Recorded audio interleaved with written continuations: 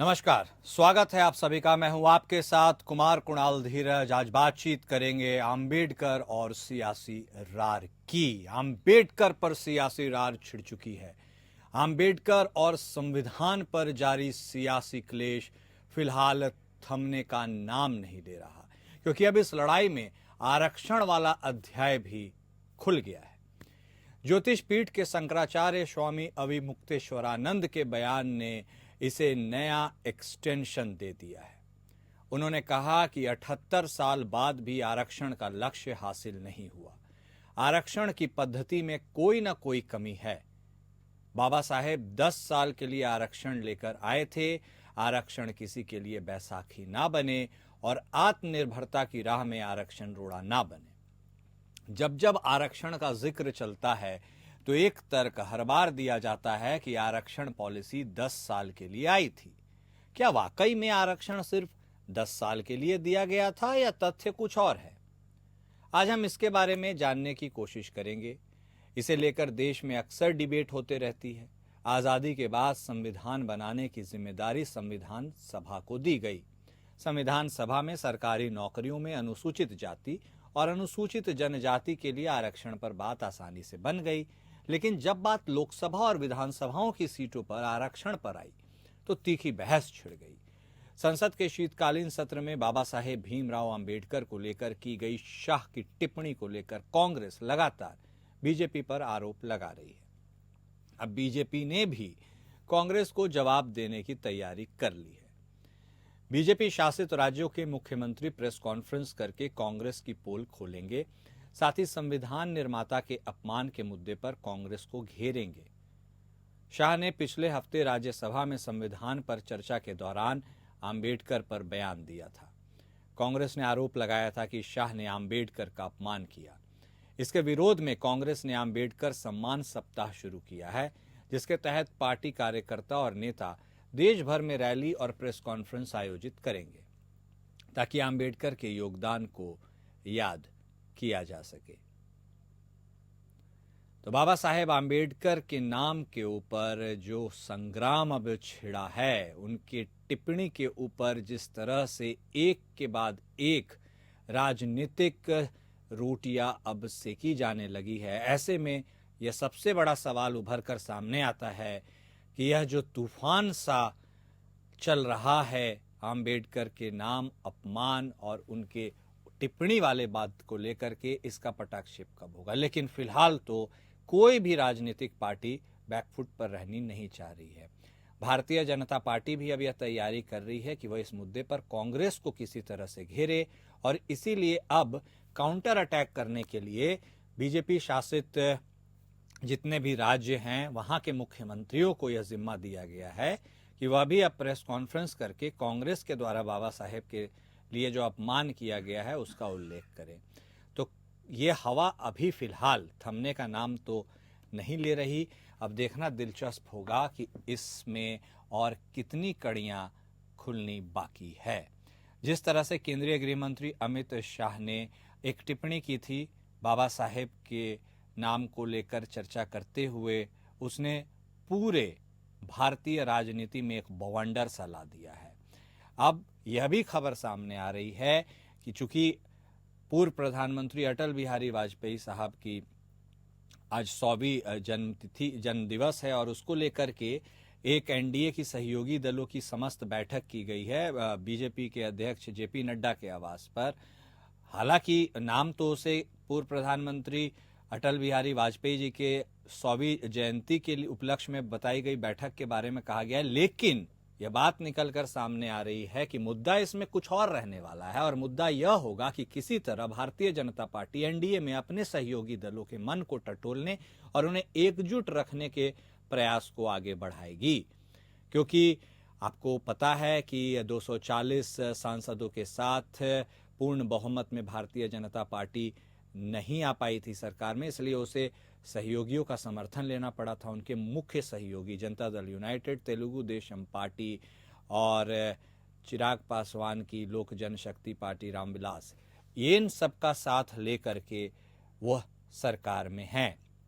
ऐसे में इस नए छिड़े बहस और विवाद में कहीं राजनीतिक जमीन या सरकार के लिए कुछ मुश्किलें ना हो, इसको लेकर एक तैयारी की जा रही है। और यह जो घमासान छिड़ा है, इस घमासान में कितनी परतें और खुलेंगी, क्या रुख होगा हवा का, कैसे सियासी घटनाक्रम आगे बढ़ेगी, इन तमाम मुद्दों को आज हम टटोलने की कोशिश करेंगे। हमारे साथ हमारे खास मेहमान जुड़ चुके हैं। भारतीय जनता पार्टी के तरफ से बतौर प्रवक्ता शांत प्रकाश जाटव साहब जुड़े हैं, तो वहीं कांग्रेस पार्टी के तरफ से बतौर प्रवक्ता रतन तिवारी साहब भी जुड़ चुके हैं। आप दोनों खास मेहमान का स्वागत है। जाटव साहब, काउंटर अटैक करने के मोड में अब बीजेपी आ गई है।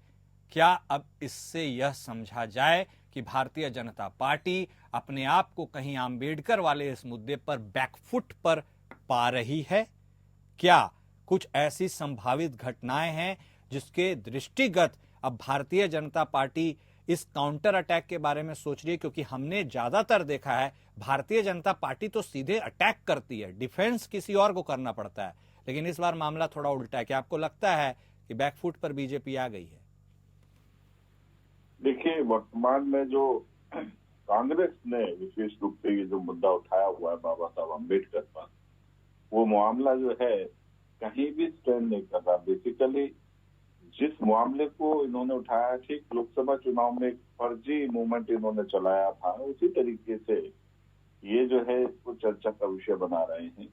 इसका कहीं कोई लॉजिक नहीं, और सब लोग जानते हैं, देश का तमाम अम्बेडकरवादी जानता है कि कांग्रेस ने बाबा साहब अम्बेडकर के लिए कोई काम नहीं किया। अगर सही मायने में अगर किसी भी पार्टी ने काम किया तो सिवाय भारतीय जनता पार्टी के किसी ने नहीं किया। हमारे साथियों ने हमारे साथ सहयोग किया, और हम सही मायने में, आप देखो ना कि किस तरीके से जब 1990 में हमने बाबा साहब अम्बेडकर को भारत रत्न वीपी सिंह सरकार के साथ में जब हम सहयोगी थे तो उस वक्त में दिया। लिए चित्र पार्लियामेंट में लगाने का जो काम है वो हमने किया कि किसी तरीके से जहां पर बाबा साहब अम्बेडकर का जन्म हुआ उस जन्मस्थली का जीर्णोद्धार और स्मारक बनाने का काम किया। जहां उन्होंने शिक्षा ली, ब्रिटेन में वो फ्लैट खरीद करके लोकार्पित किया समाज के समक्ष। जहां दीक्षा ली, नागपुर में दीक्षा स्थली का निर्माण हमने किया।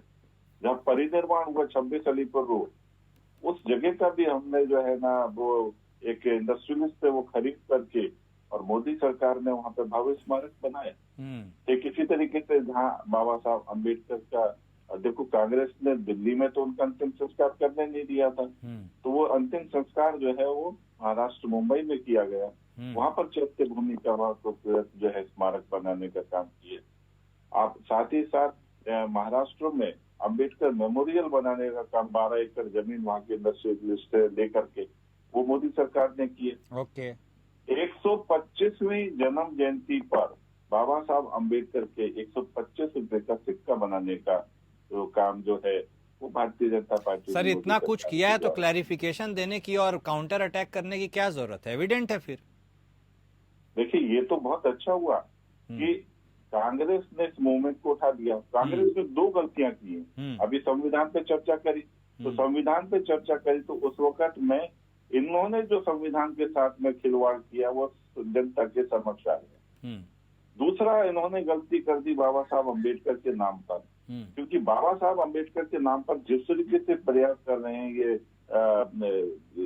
माहौल को बहकाने का, हमें मौका मिल गया कि हमने जो काम बाबा साहब अम्बेडकर के पक्ष में किए वो स्पष्ट करने का मौका मिल गया। आप एक चीज देखो ना, 1952 और 1954 के उपचुनाव में कांग्रेस ने बाबा साहब भीमराव अम्बेडकर को हराने का काम किया, और उसका जो है लिखित दस्तावेज जो उन्होंने माउंटबेटन को पत्र लिख करके सूचित करा कि हमने बाबा साहब अम्बेडकर को चुनाव में हरा दिया है।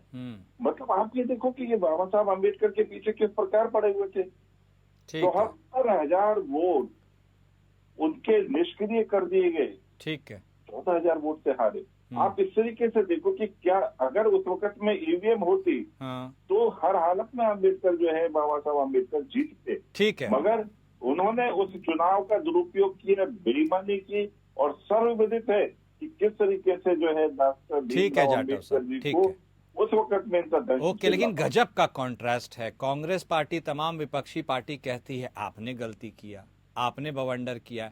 आप कह रहे हैं कि कांग्रेस पार्टी ने गलती की। चलिए, कांग्रेस पार्टी के भी प्रवक्ता हमारे साथ जुड़े ही हुए हैं। तिवारी साहब, देखिए, वो आरोप प्रत्यारोप का तो सिलसिला उसी दिन शुरू हो गया जब यह टिप्पणी केंद्रीय गृह मंत्री ने संसद सत्र के दौरान दी, लेकिन उसके बाद अब गलत ठहराने की कोशिश दोनों तरफ से एक दूसरे के लिए की जा रही है। लीड आप कर रहे थे, लेकिन अब काउंटर अटैक करने के लिए भारतीय जनता पार्टी ने भी अपने तमाम मुख्यमंत्रियों को संभवतः लगा दिया जाएगा उन्हें कि आपने कैसे बाबा साहेब का अपमान किया, इसका उल्लेख करने के लिए। अब बताइए, ये जो खेल शुरू हुआ है इस चक्रव्यूह में कौन फंसेगा और कौन बाहर निकलेगा? तिवारी साहब, देखिए, सबसे पहले मैं आपको बता दूं कि यह कह रहे थे कि बाबा साहब अम्बेडकर को कांग्रेस पार्टी ने 2 बार हरवा दिया। मैं इनसे कहना चाहता हूं कि यह चुनाव का महापर्व है। इंदिरा गांधी भी चुनाव हारी है, अटल बिहारी वाजपेयी भी चुनाव हारे हैं, राहुल गांधी भी चुनाव हारे हैं। और चुनाव जब कोई लड़ता है तो हार और जीत निश्चित होती है।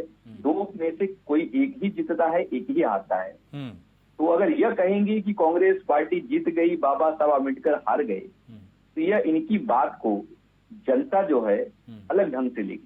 मैं इनसे पूछना चाहता हूं कि इनके ही नेता, देश के गृह मंत्री अमित शाह, उनके लफ्जों को आप सुनेंगे तो आपकी भी आत्मा झकझोर उठेगी।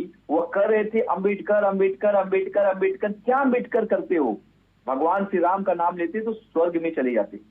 अरे, जो नफरत थी इन लोगों के अंदर, आरएसएस के लोगों के अंदर, भारतीय जनता पार्टी के अंदर, वो नफरत अमित शाह जी के मुंह से निकल गई।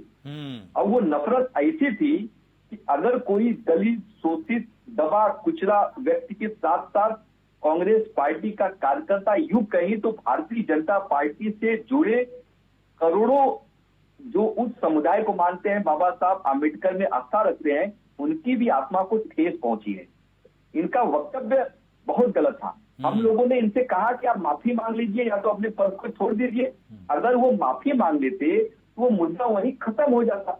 लेकिन इनके तानाशाह रवैये को देखिए, जब ये प्रेस कॉन्फ्रेंस करने जा रहे थे तो हम लोगों को लगा था ये माफी मांगेंगे, खेद जताएंगे, लेकिन कोई माफी नहीं मांगे। उल्टा कांग्रेस पार्टी के ऊपर आक्रामक हो गए, राहुल गांधी जी के ऊपर एफआईआर करवा दिए और आज भी अपने उस जिद्दी और उस रवैये पे अड़े हुए हैं, लेकिन माफी नहीं मांग रहे।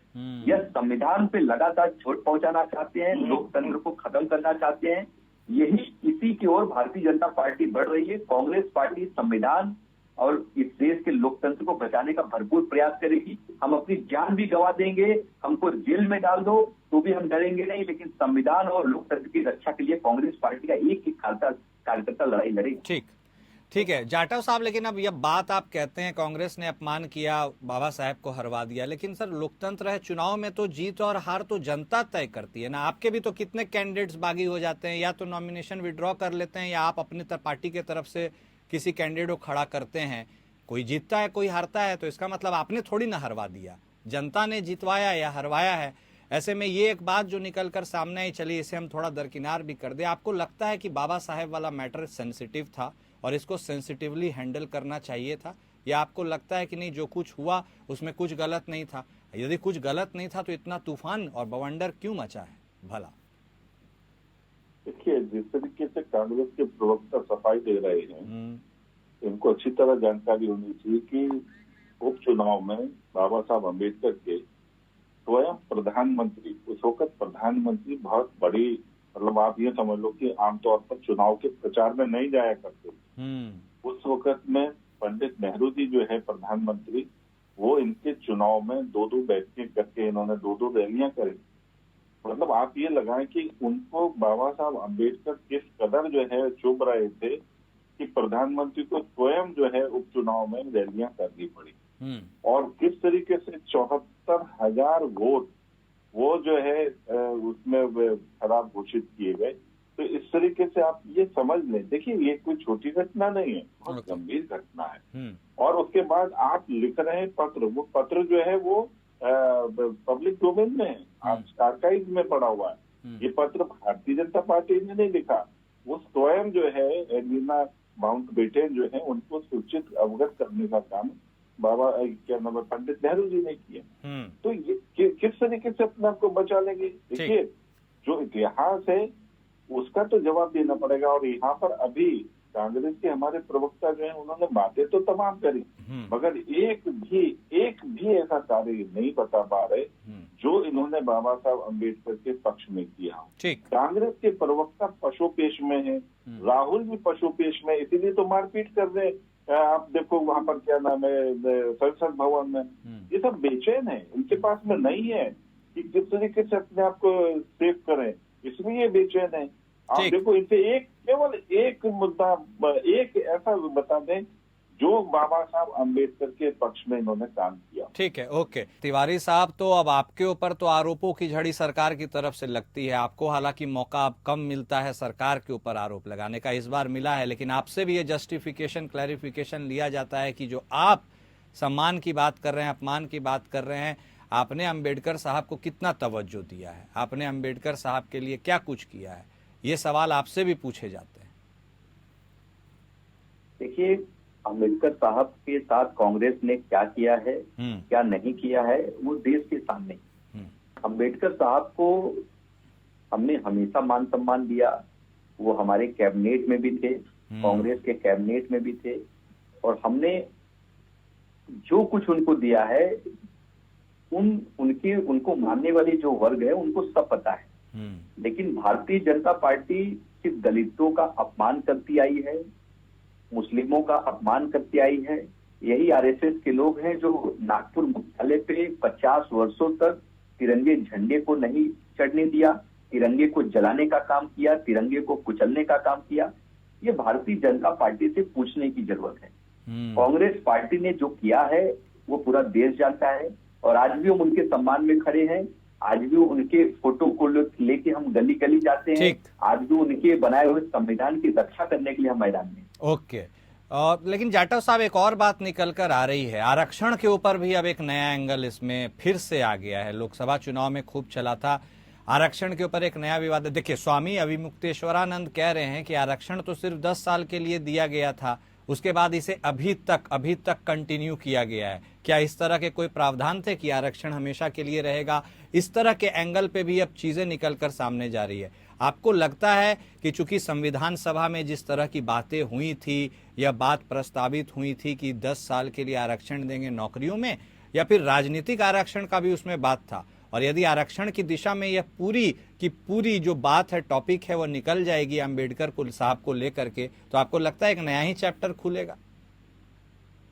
देखिए, अगर आपने पिछले दिनों हमारे प्रधानमंत्री मोदी जी की बात सुनी हो, उन्होंने हर स्थान पर कहा है कि आरक्षण को जब तक किसी भी सूरत में मैं जीवित हूँ तो छू नहीं सकता।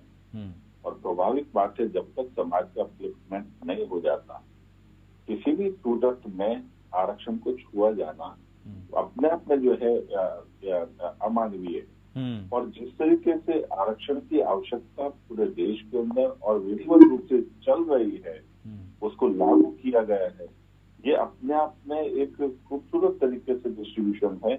और मैं समझता हूँ कि किसी सूरत में इसके साथ में कोई छेड़छाड़ हमारे शासन में तो नहीं होगी। और जिस तरीके से राहुल जी ने कहा विदेश में जाकर के कि आरक्षण जो है जब तक को मिल जाएगा तो उसके बाद में इसको खत्म कर दिया जाएगा, तो हो सकता है कि कांग्रेस इस विषय में सोचती हो, हमारे पास में तो इस विषय पर। लेकिन आपका प्रोजेक्शन, भारतीय जनता पार्टी का प्रोजेक्शन हमेशा आरक्षण विरोधी के तौर पर किया जाता है। आप इस मुद्दे को कैसे देखते हैं जाटव साहब? नहीं, हमें क्यों आरक्षण विरोधी में देखा जाता है? जिस वक्त मंडल कमीशन की सिफारिशें लागू की और पिछड़े वर्ग को आरक्षण देने की बात हुई, उस वक्त में हमारी सरकार वीपी सिंह जी के साथ में हम लोग सरकार में थे, हमने उसको लागू किया। और उस वक्त में कांग्रेस ने जिस तरीके से विशेष रूप से नेता प्रतिपक्ष राजीव गांधी जी ने उस वक्त में इसका आरक्षण का जो विरोध किया, आप 1.25 घंटे के भाषण को सुने, आज भी सोशल मीडिया पर अवेलेबल है। इन्होंने प्रखर विरोध किया कि किसी भी सूरत में पिछड़े वर्ग को आरक्षण नहीं दिया जाना चाहिए।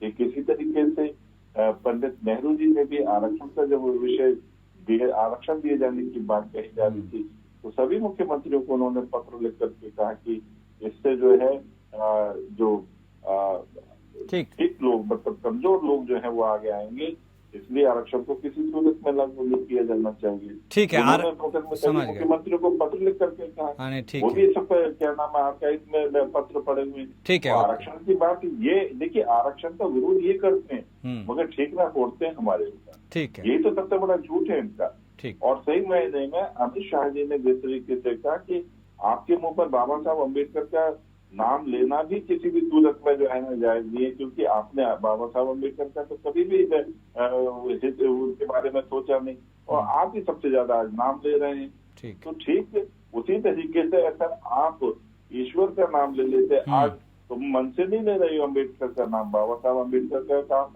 हमने किया तो मन से हम बाबा साहब अम्बेडकर को चाहते हैं। ठीक है, ये आपका को चाहते जो उसको मानता है। ठीक है जाटव साहब, ये आपका पक्ष है, लेकिन तिवारी साहब अब आरक्षण मान लीजिए एक मुद्दा है और इस मुद्दा के मूल में है संविधान, और संविधान के अंदर है कई सारे एक्ट्स, प्रावधान। आपको लगता है कि यदि बाबा साहेब का सम्मान होना चाहिए तो संविधान का भी सम्मान होना चाहिए, और संविधान के सम्मान का मतलब है उसके अंदर मौजूद हर एक चीजों को अमली जामा पहनाने का। आपको लगता है भारतीय जनता पार्टी के शासन में संविधान के जो मूल तत्व हैं उनको इम्प्लीमेंट करने में कहीं ना कहीं एक सवालिया निशान है और इसलिए आप उन्हें घेरने की कोशिश करते हैं तिवारी साहब? देखिए, ये जब चुनाव हो रहा था 2024 का, यही भारतीय जनता पार्टी के तमाम सांसद हैं, एक नहीं मैं बात कर रहा हूं, तमाम बहुत सारे सांसदों ने खुल के मीडिया के माध्यम से बयान दिया था कि अगर हमारी 400 सीट आ जाती है तो संविधान को हम बदल के रख देंगे। अब अगर मैं झूठ बोल रहा हूं तो ये बीजेपी के प्रवक्ता साहब बता दें कि ये झूठ है।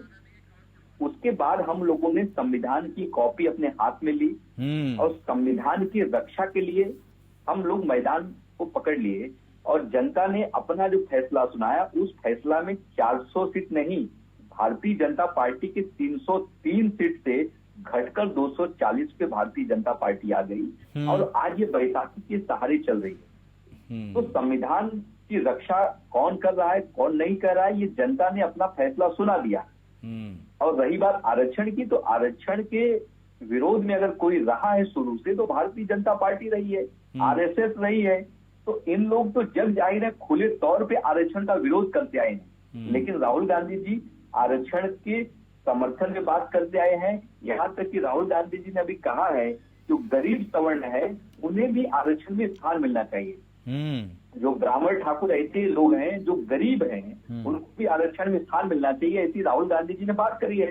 तो हम आरक्षण के समर्थन में हैं, गरीबों के साथ हैं, किसानों के साथ हैं, युवाओं के साथ हैं, महिलाओं के साथ हैं। भारतीय जनता पार्टी अपने आप को बचाने के लिए यह सब ड्रामा कर रही है, उस ड्रामे को जनता देख रही है। ठीक, बहुत शुक्रिया आप दोनों खास मेहमान का हमारे साथ जुड़ने के लिए और अपने पक्ष को दर्शकों के सामने रखने के लिए। तो अम्बेडकर पर जो सियासी लड़ाई छिड़ी हुई है वो कहां तक जाएगी, कहां जाकर उसका पटाक्षेप होगा, कौन किस पर भारी पड़ेगा, यह तो वक्त बताएगा। लेकिन मौजूदा परिस्थितियों में अम्बेडकर साहब एक बार फिर से भारतीय राजनीति की फिजा में उतने ही प्रासंगिक हो गए हैं जितना वो पहले संविधान सभा के दौर के समय हुआ करते थे। मेरे साथ फिलहाल इस खास पेशकश में इतना ही। नमस्कार।